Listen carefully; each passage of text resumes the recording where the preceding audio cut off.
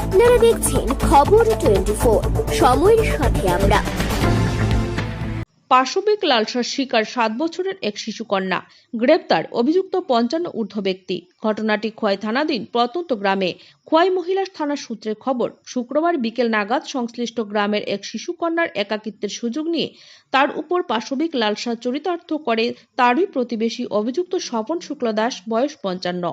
সন্ধ্যায় শিশুর মা ঘরে ফিরলেই শিশুটি তার মাকে সব খুলে বলে।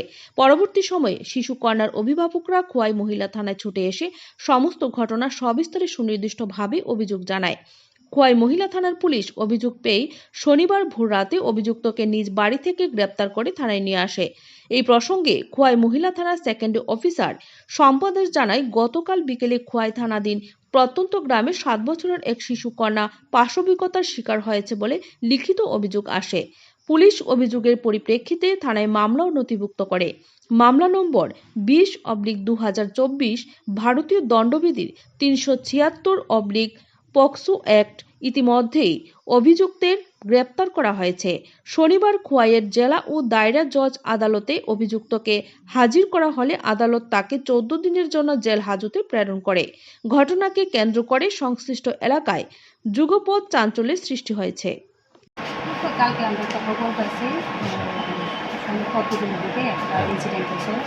আমরা গেলাম, যাওয়ার পরে শুনলাম যে একটা বাচ্চা মেয়ে নাকি তার সাথে খারাপ কাজ হয়েছে। আমরা আসামির নাম কামে পাইছি, আসামির আমরা অ্যারেস্ট করছি, হেফাজতে আছে। আজকে আমরা আসামের কি কে দ্বারায় মামলা নেওয়া হয়েছে? কেস নম্বর হয়েছে 2024 WAS 020, ডেট হয়েছে 22/6/24, ধারা হয়েছে 376(3) IPC আর পক্সো 6। আচ্ছা ম্যাডাম, আসামের নামটা কি? শ্যামল শুক্ল দাস, স্বপন শুক্ল দাস, 55 বছর। আর বাবার নাম মৃত Shyamacharan Shukla Das. Thank you madam.